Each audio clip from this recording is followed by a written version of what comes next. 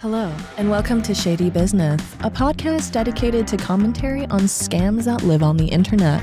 I am your host, Maja, and I'm here to guide you through all things scam. Take a drink, and let's guide you on this world of adventure. Hello, and welcome back to the Shady Podcast. I am your host, Maja, and I have my co-host with me.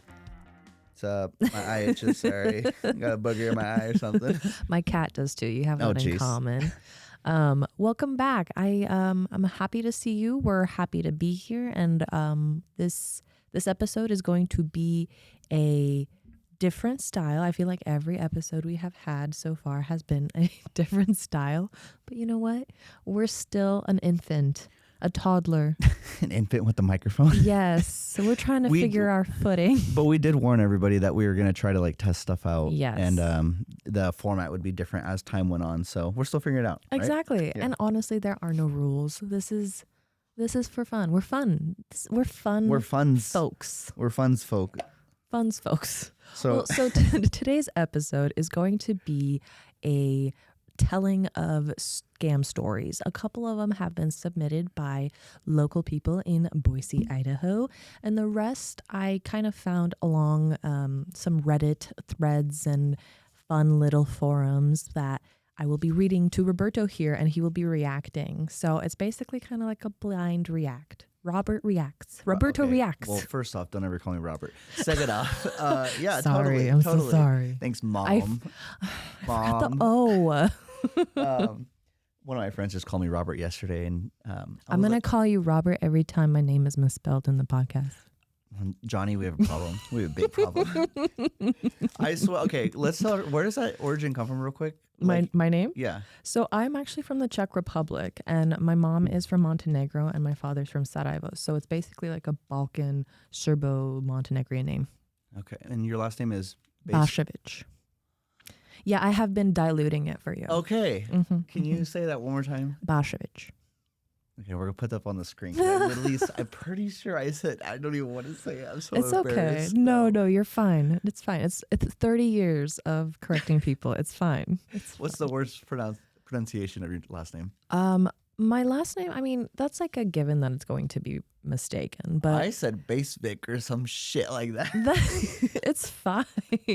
It's the accents aren't on there in like when you have to spell it, because like the American language when you doesn't spell it correctly. Yeah.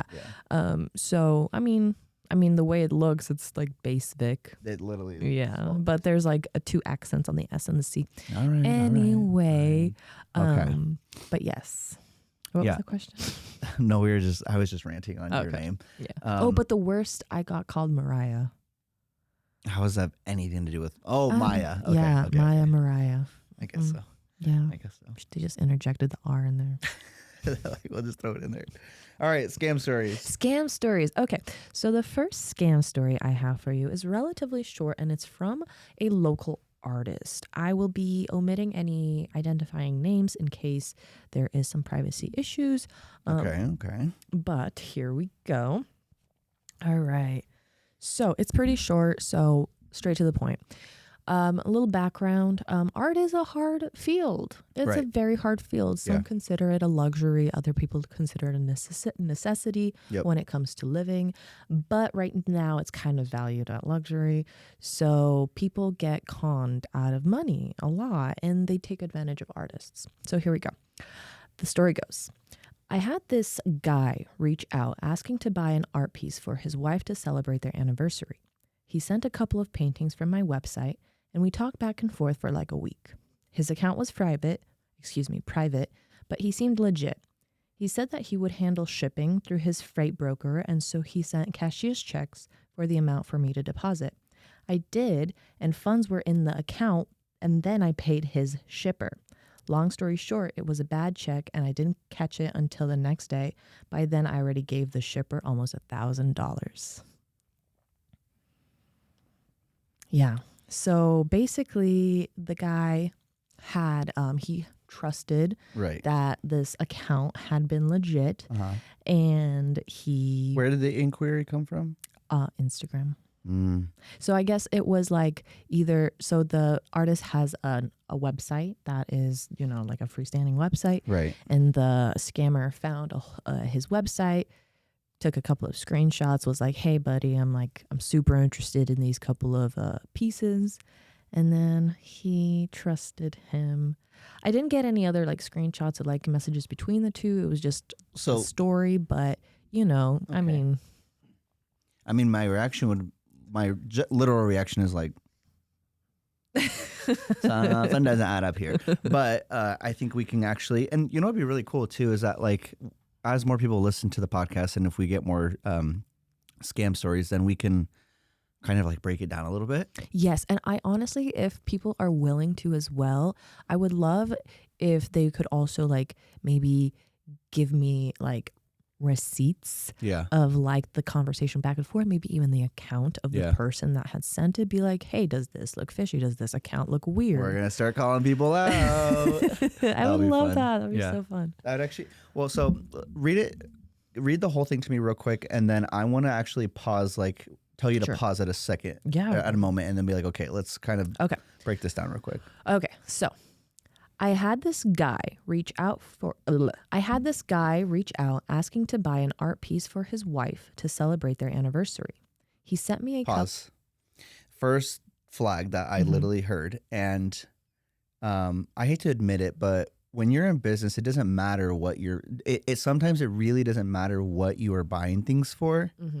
And when people, and this is the matter of the fact, if you're late for work and you tell somebody, oh, so sorry, I'm running late, I had a flat tire that happened, because you want them to know, or you want them to feel sorry for you. You're like, I'll give you a little grace, right?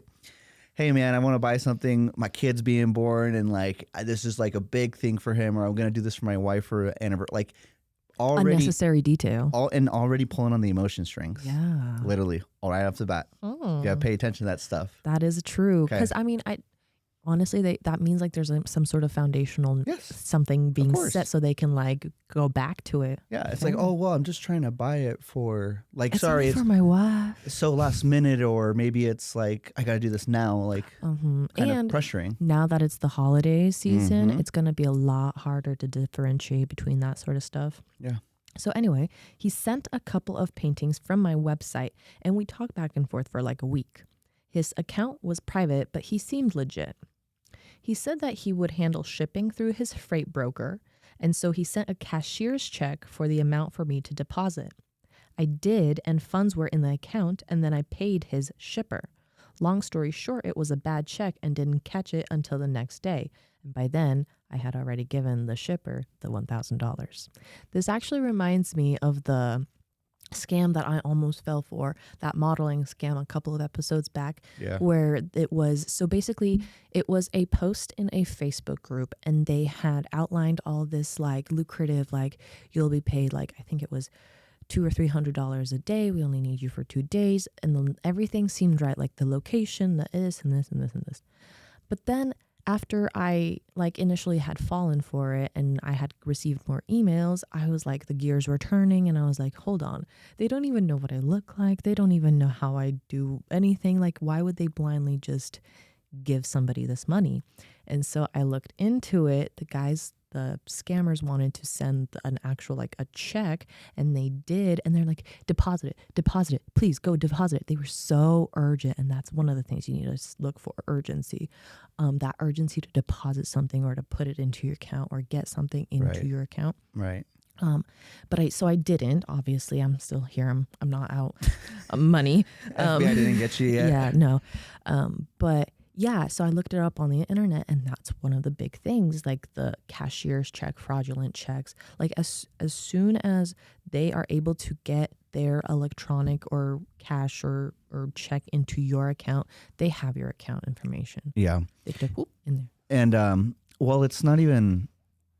So from my understanding on how the scams function, because like I've seen people do them, and it happens to elderly people, disabled people, that fall in the romance scams, whatever it may be. But from my understanding on the way the process is working is that, and again, disclaimer to everybody, do your own research, figure out how you need to protect yourself, do your own investigations on financial matters. Like, I'm just telling you what I understand and what I've known and what I've seen people go through. And the way that those scams are built is so that the banking systems essentially release funds the second you can either like do a digital scan or like a ATM deposit, or even just, you go deposit a check. If it's too large, they will literally generally hold part of it and only give you some, but sometimes they can do it small enough for like anything under like $5,000. And if you go straight to the ATM and you just put it in, even if you were to deposit at the bank, there's still a processing time. And that's what they know. They know there's a 1 to 3 day processing time. If it's at a credit union versus a bank, they know that they have like 24 hours to get that money. The second they get the money, the check bounces, and guess who's on the hook for it? You. Yes. Because now your account's overdrawn and that person has disappeared. They're not going to send you the money back. You can't cancel the check. You already took the money out and gave it to somebody else, and now you are on the hook. Yeah. And you are and it gets worse to the point where if you did give somebody your bank account information and they got it in some sort of way, you're responsible for that. Mm-hmm. That's your login and that's your password, and you can get in trouble for that stuff. Yeah. Because you just didn't do your job of like looking into it. But it happens way more than people realize, and that one seems a little new to me.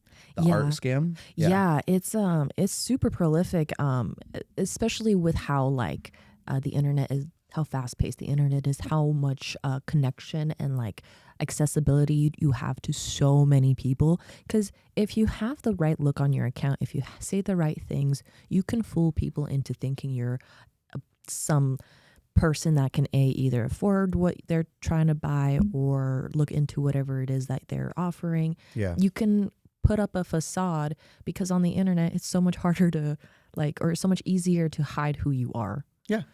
I mean, I've seen people literally, I was just watching a guy on Instagram and he was talking about, I don't know. They're celebrities and they're like influencers. I can name drop. I don't care because I'm not saying anything rude, but his name's like Ryan.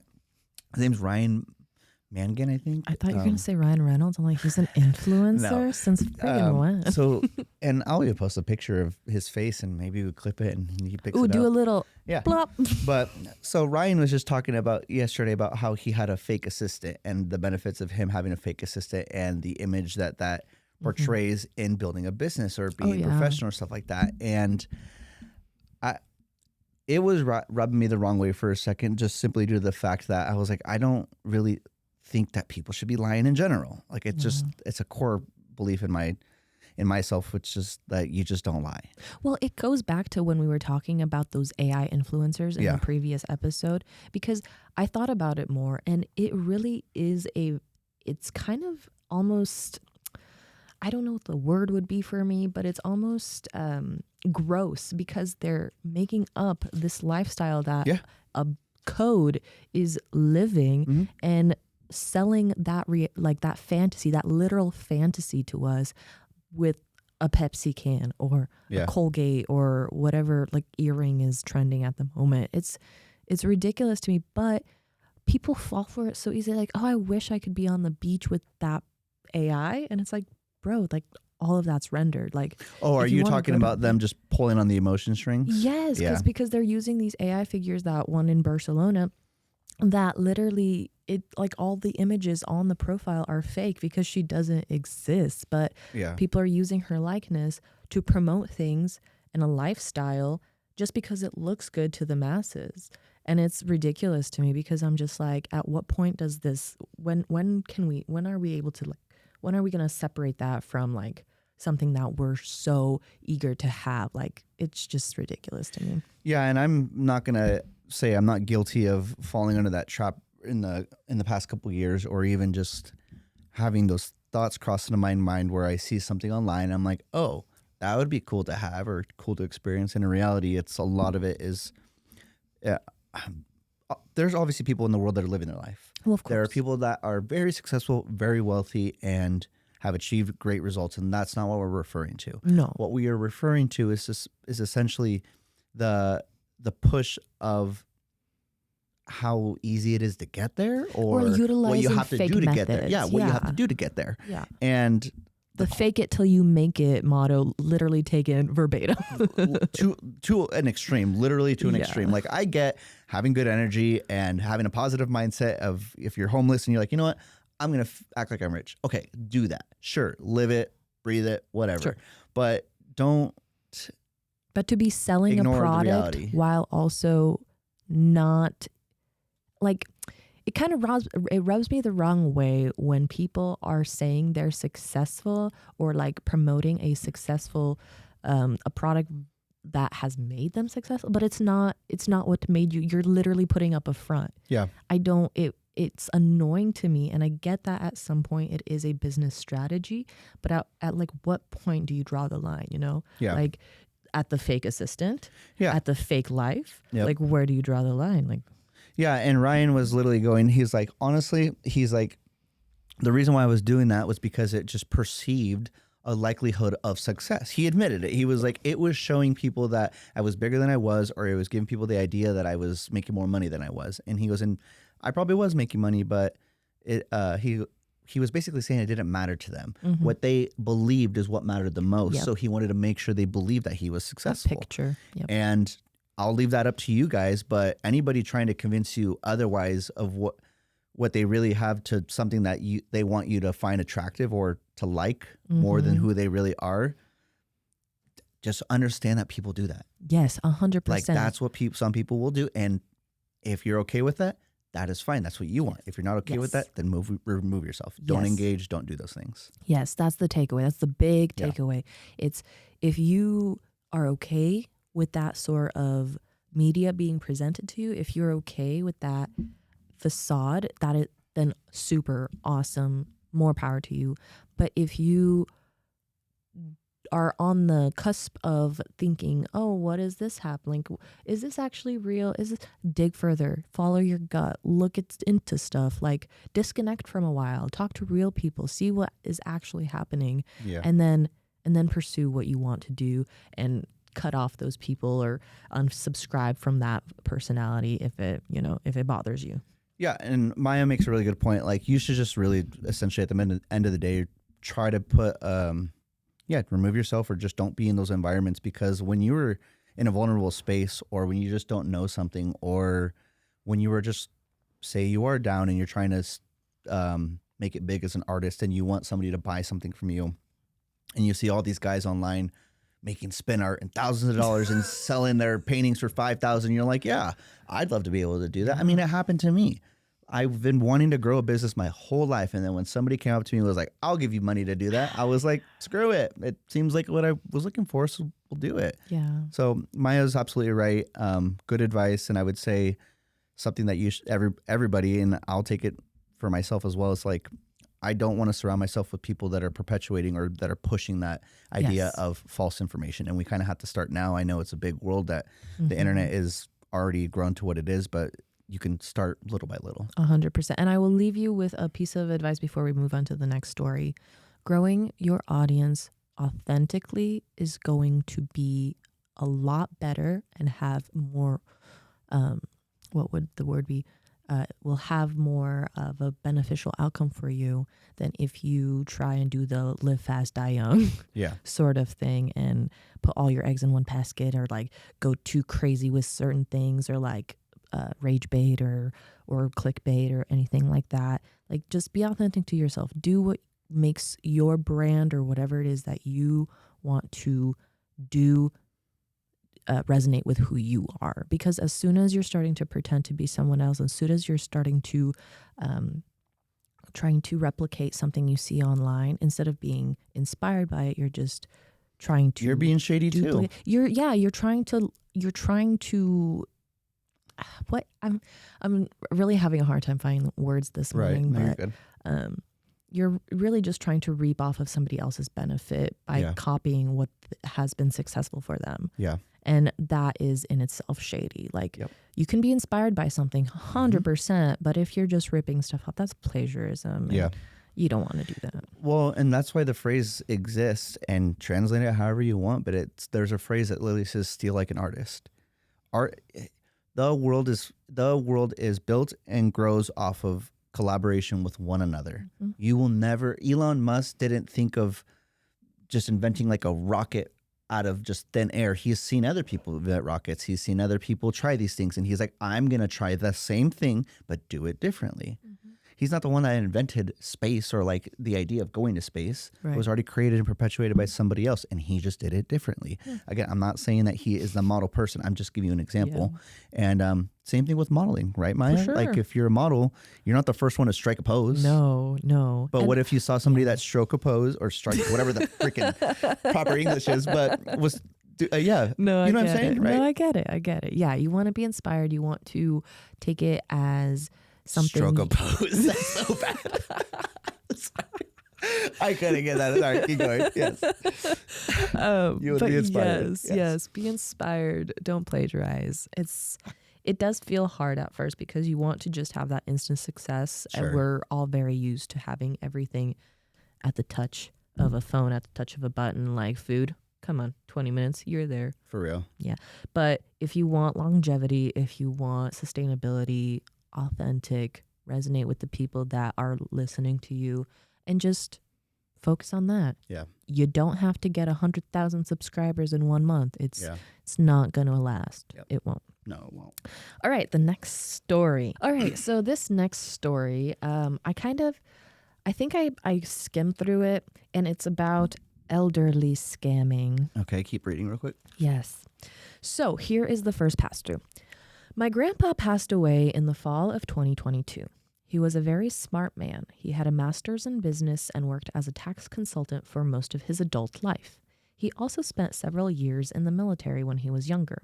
After he passed, my grandma was completing all of the paperwork you have to do when somebody dies, which takes months to complete and tons of phone calls. She received a call from someone who stated that they were going to turn her into the police if she did not go to Walmart and get several hundreds of dollars worth of gift cards. This is a good one. I've actually been through this. Yeah, to give them. She unfortunately complied with them and went and bought the gift cards and gave them the codes on the back to use them. When we asked her why she did it, sorry, I gotta go to the next one. When we asked her why she did it, she said she was scared that my grandpa had been up to something that she didn't know about, especially with his history of working in the tax industry and the military. She thought that he had been working with criminals or something and was scared that she was going to be arrested or someone was going to show up at her house. Since then, my family now requires all of our elderly family members to call one of us before giving anyone money. I actually have a fun little extra tidbit to add on to that. When I started in the first year of the hospital that I was working at or am working at, I was in the break room and one of the nurses legit got a call in my first day lunch break. Somebody was trying to scam him out of bail bond money, pretending that it was his son in the break room. He was like, "Hey, Dad, I'm in North Idaho and I got arrested." And the guy's like, "What the heck?" And so he called his son then and there, and he's like, "Hey, are you okay? What's happening?" And the son was like, "I'm fine. What are you talking about, Dad or I'm Grandpa? at home. What the heck?" Yeah, it was weird. I was like, dude, in action. I'm seeing it live. Yeah, that one's So gift cards. that one's sad Yeah. because that one generally those kind of scams generally happen over, I would say, maybe like a 1 or 2 week period. Mm-hmm. I've experienced it firsthand with customers when I used to work at Apple. I worked the retail front, and this literally happened to a gentleman. And the only reason why he didn't get scammed is because the manager on site was trained to spot these things. And I think this gentleman came up. He was just a regular old man, walked up to the thing, to the Genius bar, and he's like, "Hey, can I?" And he asked me, he's like, "Can I get a bunch of gift cards?" And I was like, "Oh yeah, how much?" He's like, "I'm pretty sure it was like $1,000 each gift card." And it was like holiday time, and I was like, to me, I was about to literally just like pull my thing out, ring it up, and just be like, "All right, cool, like that's pretty big money." Yeah. And I went to my manager and I was like, "Hey, this guy wants like $1,000 gift cards," and I was like, "And that seems like a lot of money. You want to take care of this?" And he was like, "Yeah." I remember he got like he made a face and he was like, "Yeah, come with me real quick." And he goes over there and he just starts talking to the guy. He's like, "Yeah, like holidays are coming up, right?" And he's like, yeah, like kind of avoiding the question. He was like, "Sir, I want to ask you real quick." He's like, "So what are these really for?" And I was like, what's his name?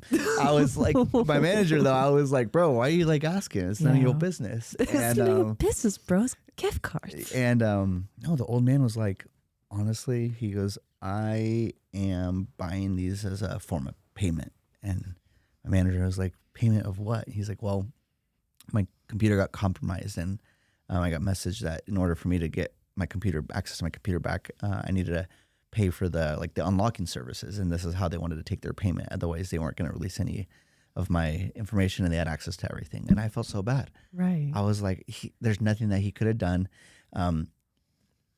Our manager didn't end up selling him the credit cards or the gift cards, and I'm assuming that gentleman was still stressed out. Like, oh, great, they're going to leak my stuff because I couldn't even get the cards. Right. There's so much psychological, financial, and emotional damage that comes from these scams, people. Yes. Like, it really hurts people for a long time. And that one specifically, you're what were the gift card? Read it again, kind of from the beginning. So basically, the gist of it was the grandfather had passed away. There you go.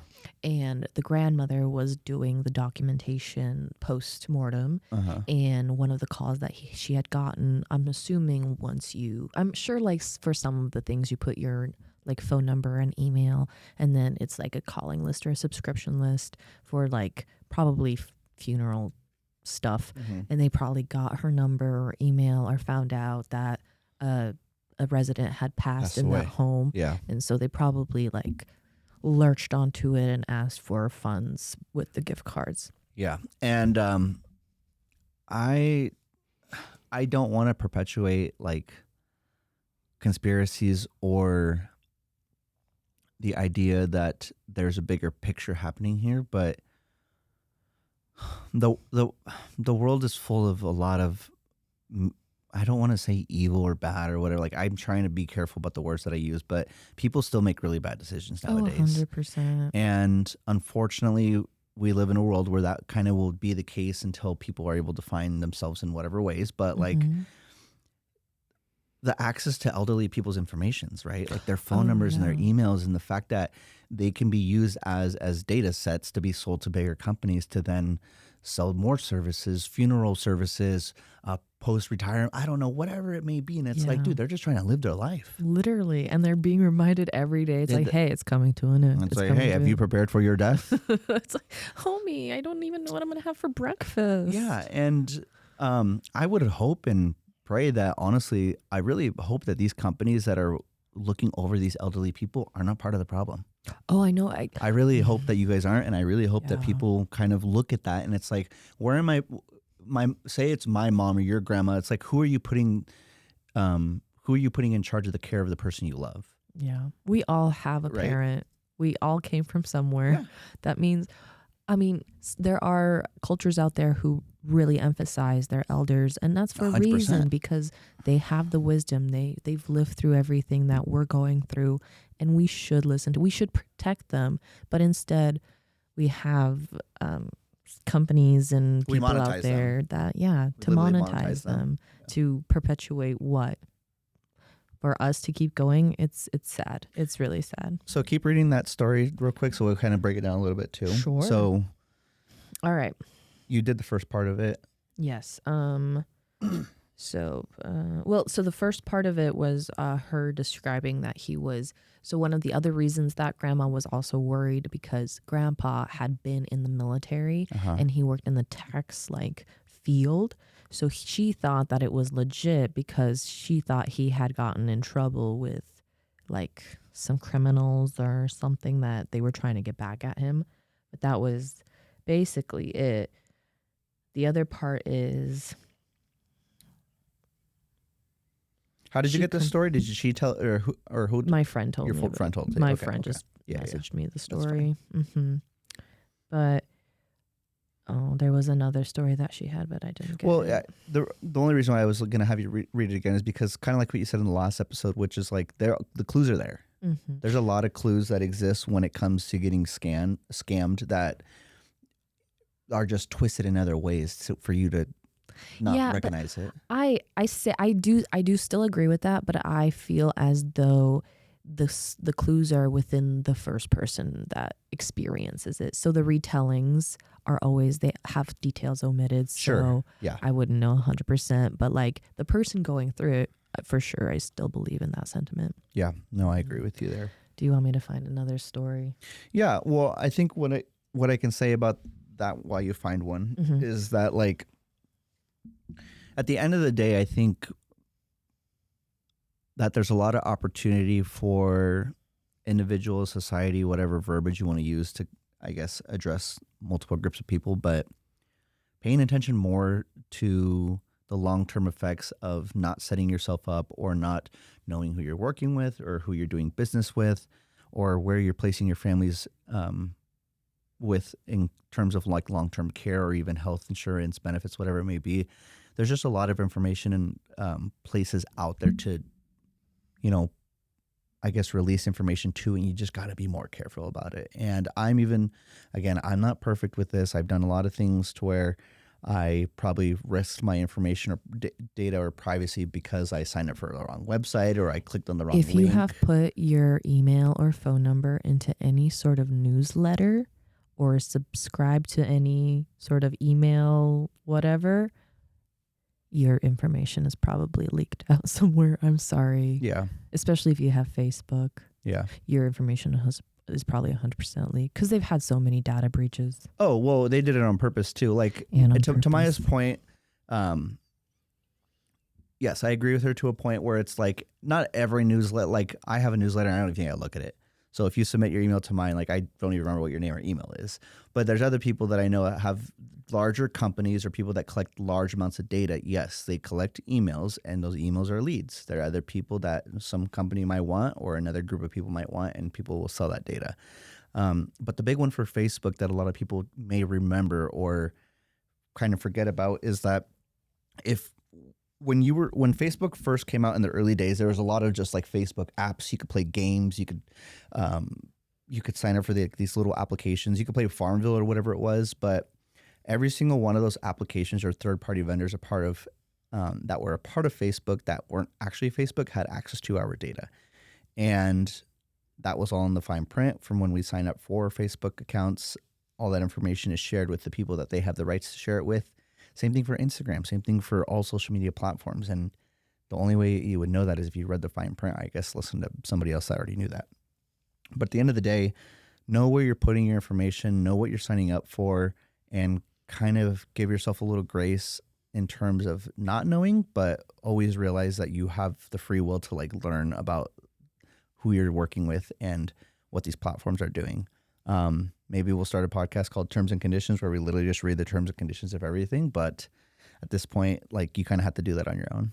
Yeah, that's kind of a given at this point. Like most companies, they have all the information out there. It's all in fine print. If you didn't read it, they're taking the stances. It's your fault. We have the stuff out there. You should have read it. I mean, they're not wrong. No. They literally said, hey, you want to buy this? And you said yes. And it's like, okay, make sure you read these fine print. And you're like, oh, yeah, cool.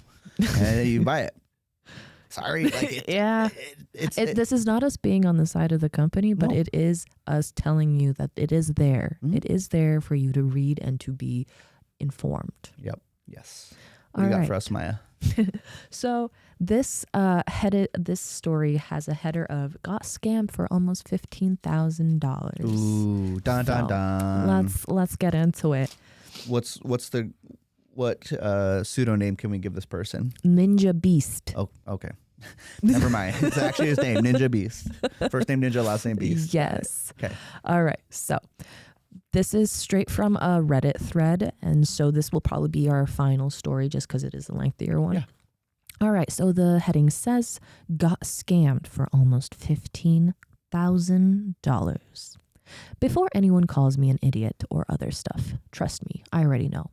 I've already beat myself over this for the past few days. Just want to make sure others know about stuff like this. So here's the story. I go every week to a religious institute to help out there. There was a homeless guy, in quotes, going there for a few weeks, and every week I went, I would see this guy. He looked like he was going through a rough time, and any time I saw him, I felt bad. Whenever we got food there, we would feed him, and he would ask for money from different people at the institution, along with the institution gathering money for him as well. He was an ex-convict, and the religious leader eventually started telling people to stop giving him money because he would ask the institution and then go ask different people. I know, this is in quotes again, I know I'm a dumbass for not listening. One day he asked if I could drop him off at the motel he was staying at. I obliged and took him there. He then asked for some money to pay for his room as well as food. I ended up giving him some money and he paid for the room in front of me. I then exchanged numbers with him. The most stupid thing I could have done. Also in quotes. This is where the scamming then began. During the ride, he told me how he finally got a job and soon he was to get an inheritance from his father for a lot of money. When I first heard this, I was like, oh, nice, and didn't really pay mind to him. He said he would pay me back for the money I gave him and told him that I really don't mind and it's not an issue. Later that night, he starts texting me like crazy. My phone was away. Apparently, he needed money to pay for equipment for his job the next day. He was saying things like, oh, I'm going to lose my job before it even starts. This should have been the moment when I just blocked him and stopped. But instead, the idiot in me decided to give him money. He promised to pay me back once he got paid. A few days later, apparently the cops came and he needed to pay a fine for not registering or something like that. He called me while I was at work and I was freaking out. So I asked him how much he needed. It was set $275, so I sent it. Now imagine these scenarios for over a few weeks. We are in Florida and there was a hurricane coming and he needed money for a hotel during that time, so I sent him that as well. Then after that, every time he asked for money, it was always for something crazy, like if he didn't get the money, he would either end up on the street or lose all of his inheritance. During this, he would keep updating me on how he was about to get his inheritance and then pay me back. Eventually, he gave me a day where he would get the money. He said once he got the money, he would give me what I was owed all along with a little extra. I told him I don't need it and just want the amount I gave him, and he insisted on giving me more money.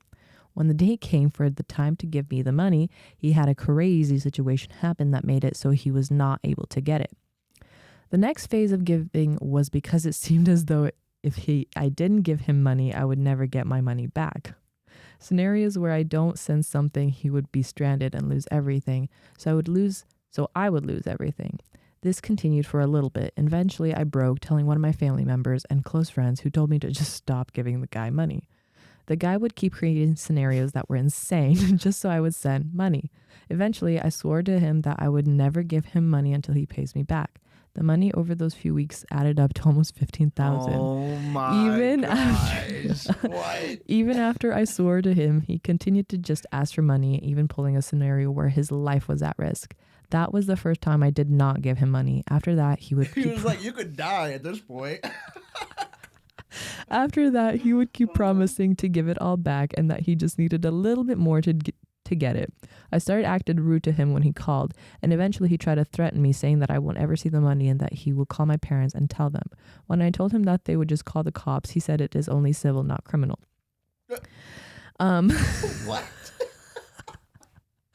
I He's like, hey, I didn't kill you that bad. Like, it's not that bad. You can't do anything. Like, whoa, dude. I Hold know. on. If even after that, if he gave him any more money, we're done with the story, and I want to know who this guy is. Okay, It's the Ninja Beast. I know I'm a dumbass, but for some reason I thought I was helping a fellow community member get their life back and that I was doing things for the sake of God. The guy would constantly use that as a means to justification, and I just ate it up like an idiot. There is no religion that asks of someone to give another person as much as I did, but for some reason I ate that up and moved with it. Writing this all down makes me feel like even more of a dumbass.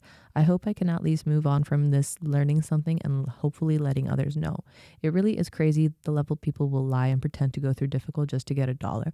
And there are people actually going through it out there that even a fraction of the same money could help them a lot. Sorry to rant.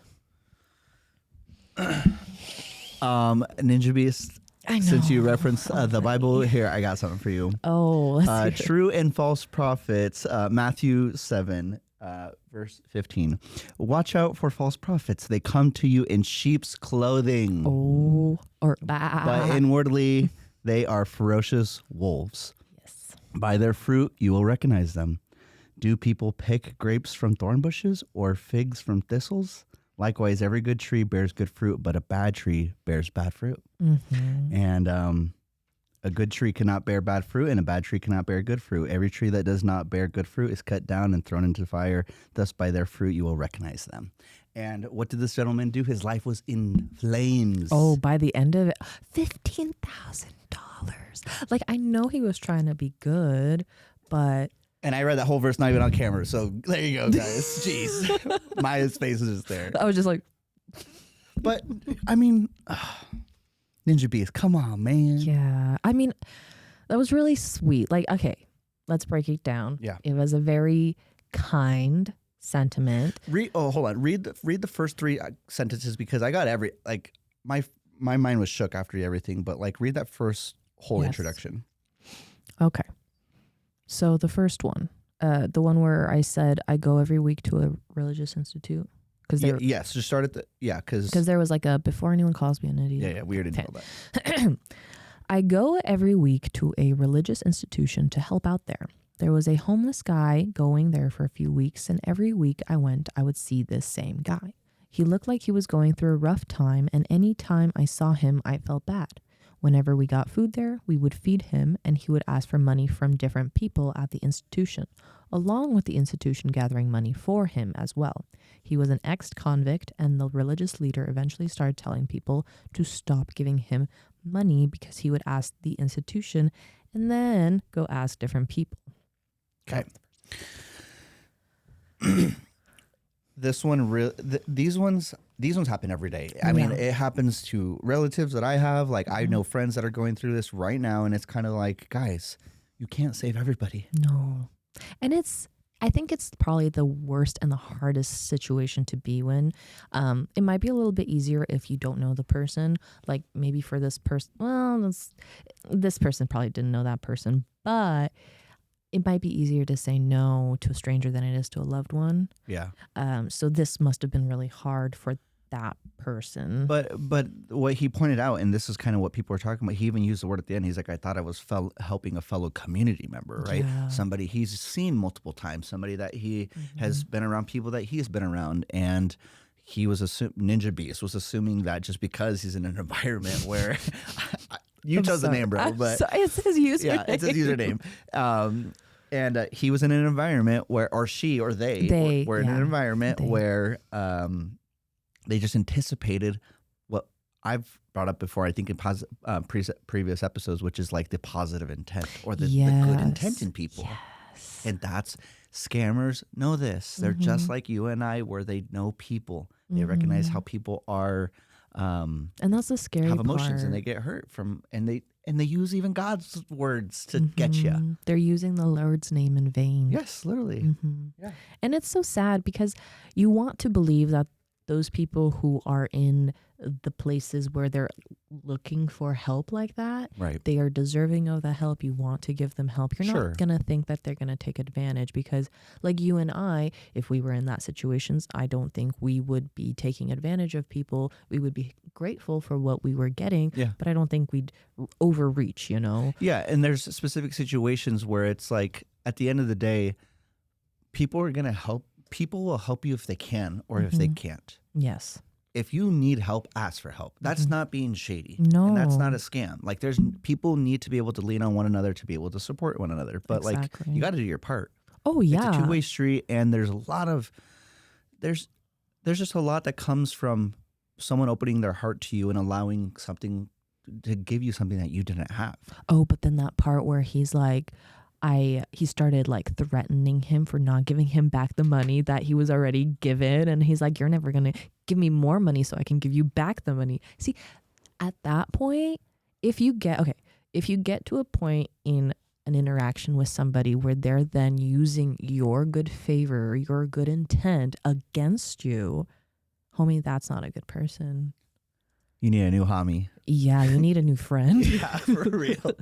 And I hate to say it, but yes, I've actually, I've seen this and experienced it firsthand where, and I know I know today we kind of talked about scams, right? I guess you'd call them, but shady practices, behaviors. At the end of the day, the podcast is called Shady Business because a lot of what is scamming or whatever, there's a lot of shady shadiness that comes from that. And the word shady is just like deceptive, right? Like yes, that's what we're using it as. For me, when I was thinking about this, it was more like an umbrella term, not just specifically here is a business strategy and we're going to talk about the shadiness of it. Yeah. It's just, like slang, like shady business. Like what is it? What you doing? Yeah, no. And Maya's right. It's not anything specific. It's just the practices behind what people do, hiding information, whether the intent or omission of truths or anything like that. Yeah. And I mean, it's like the same thing with your friends. Like if you don't want to go out, don't go out. Just tell them you don't want to go out, but don't make us some elaborate lie where you're like, my cat's butthole's bleeding.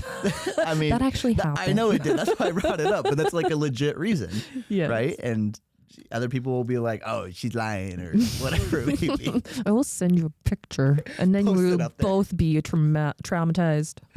Oh yeah, but at the end of the day, it's really tough because I don't know, people will, if you're doing something for somebody with the intent to get something out of it later, that's shady. Yeah. You shouldn't be doing that. Yeah. There's a difference between like owing people something or making an agreement on what it is that you guys are going to do. Or building upon a foundation of friendship where there's a mutual agreement where you do something, I do something, you do something, I do something. Not like, hey, I'm expecting you to do something because I did something. It's just like a love. It's like a, hey, 100%. You bought me a sandwich, so I'm thinking of you. I found the sticker. I'm going to buy you a sticker. Yep. And then it's a two-way street. Yeah, and I've seen people do it to the point where, like, I do this sometimes too. Like, if I were to be out with somebody and I get a coffee and I'm with them, like, I'll typically just buy them a coffee. Yeah, that's friendship. And I'm not going to sit there and be like, hey, remember that time I buy you a coffee? Like, I need one right now. Like, write it down, put it on. Yeah. But I do know that, and Maya made a really good point, which is like, don't take advantage of that. Oh. Don't expect every time that you go with your friends that, like, that would always happen or you're always going to be covered in, shoot, I hate spending money sometimes. I'm very frugal. And if people want to push me to go out, I'm like, sure, I'll go out if you want to buy from me, but otherwise I'm not going to go out. Yeah. And then if I go out and I'm going to buy something, then I'm just going to buy it. And if I buy with other people, then whatever, pay me back if you want. If you don't, whatever. Yeah. I really don't care at the end of the day because it's just, my intent isn't to get something back. Yes. Yes, I know I sent somebody money, but I'm not going to send them $15,000 over it's so weird to me. Period of time. It's so weird to me when I go out with like a newer friend and because I like maybe we haven't reached that like fun boundary or become comfortable with each other yet. Yeah. Where they're like, okay, so do you want me to Venmo you back like $2 for whatever? I'm like, why are you Venmoing me $2? That makes no sense. Don't worry about it. I got you. It's good. I bought you some popcorn. We're good. Yeah, like you don't have to stress about it. It's not a big deal. It's weird to me. And again, everyone has their own preferences on what they want to do with their friends or families and what they want to borrow, whatever. But like, I feel like every episode actually has been coming back to this. It's just the intent. Yes. It's literally the intent that you have when you're working with your friends and families or strangers. Mm-hmm. Are you trying to screw them over or are you just genuinely trying to help them and they just don't want to pay attention? There's a difference. There is a huge difference. And depending who you're with, honestly, it's going to depend on how fast or how slow somebody figures your intentions out. Because I'm sure there's people who are more in tune with everything and there's others who aren't, who are more susceptible to scams. But one day or another you will get caught and you will feel bad and your character will be outed and you will cry. Or you might end up on this podcast. Yeah. Ryan. Just Ryan. Or Ninja Beast. Or Ninja Beast. We're going to be telling your story, bro. We have to bring you on the pod. I mean, honestly, like that's a really tough one because you wanted to help. You did help, but they just took advantage of it. Yeah. And let people know what you're dealing with. Kind of like Maya said, like if you ever get in an instance, just like tell your friends and see what they think. Like they may see something that you're not seeing here. The biggest support, the biggest asset to you is your friends and family because they care about you. I mean, that's what to an extent, they care about you. And so if you are telling them something, they're going to be watching out for you too. You might be blind to the flags, the red flags, but your best friends won't be, I promise. Yeah, especially after somebody yelled at you for giving them money and then not giving them more. $15,000. Oh my God. Yeah, we gotta find out Ninja Beast and how they're doing. Ninja, if you see this by maybe we should put his little username in there. Be like Ninja Beast 3000. Yeah, we can add links and tags to like the Reddit thread and everything. So if you guys want to read the Reddit thread that we just read, we'll add it into the description, and that'll be fun. Yeah, but hopefully he recomps some of that money back, or maybe there was a GoFundMe. It was like 10 days ago. Oh, 10 days ago. Oh no. Yeah. Poor guy. Christmas coming up, bro. Oh no. No. Poor dude or girl, whatever. I'm sorry. Oh, sorry. Whoever you are. Yeah. Yeah. Well, that sucks. Did you ever get an update on that one lady that got extra vaxxed? Extra vax. I think she's dead. She's dead? I don't know. I haven't heard from her. She disappeared off the internet. What was her name? Like Alexis Sandusky or Lindisky? I don't know. Hold on. Let's do a little update. Alexis. Throwback Thursday. Throwback Tuesday, TBT. Vaccine.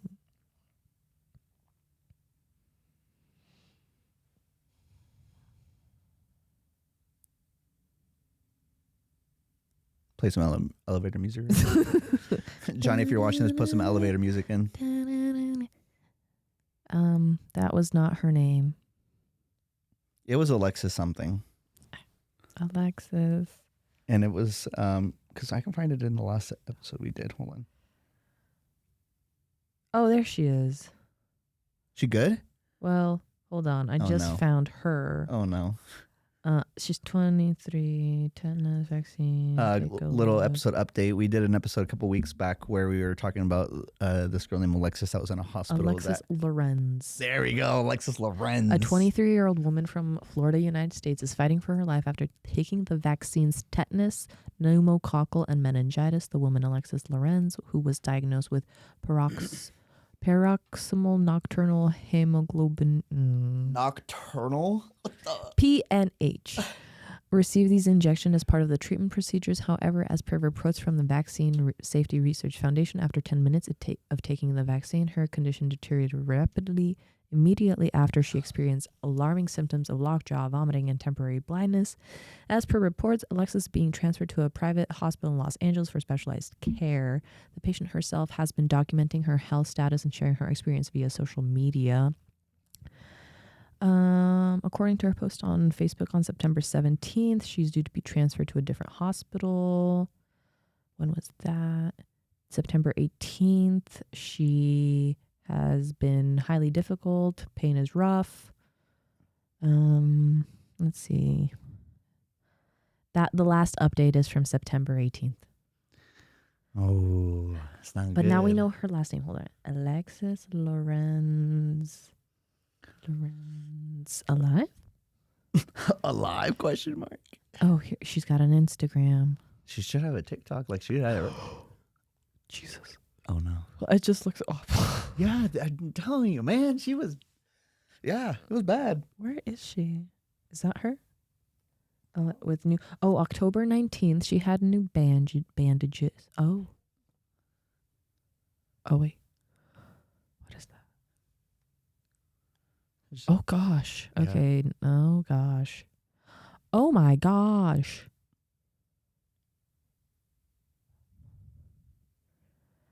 Oh my god. How bad is it? Oh my god, it's so bad. Yeah, I'm telling you. Look at that. Oh, I can't, people. We gotta. Oh no. Yes, I'm trying to. Oh no. I just.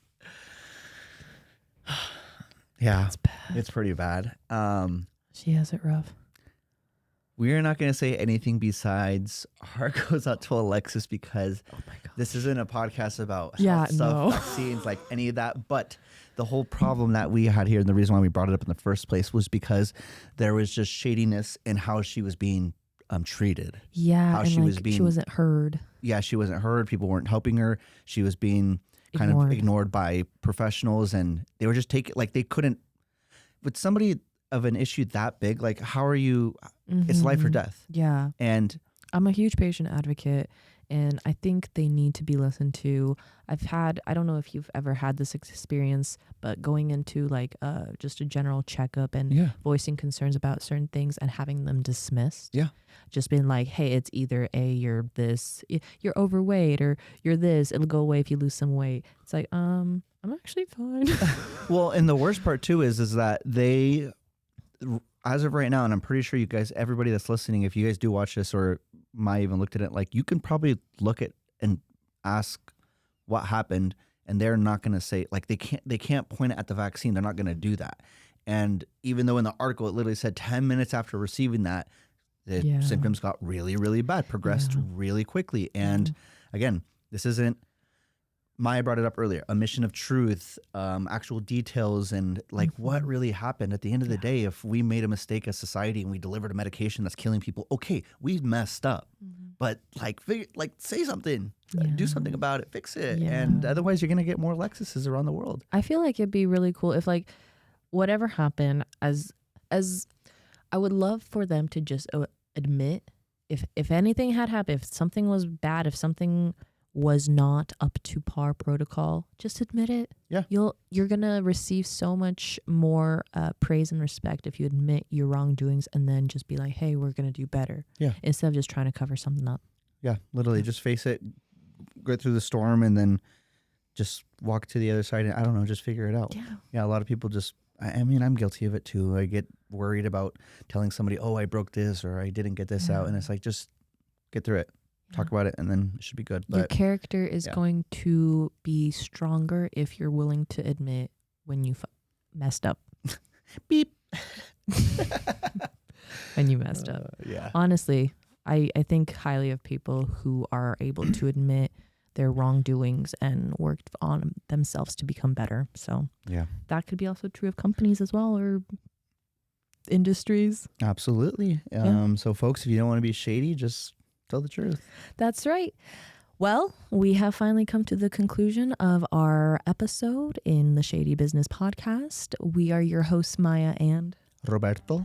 And this has been Shady Business. Shady. Hi, this is the Shady Business podcast, and thank you for watching. Please like, subscribe, follow, and go ahead, leave a comment, and let us know what you like about the podcast or what we can do different, and maybe we will pick your comment next time. Stay tuned for more episodes, and we hope you enjoy.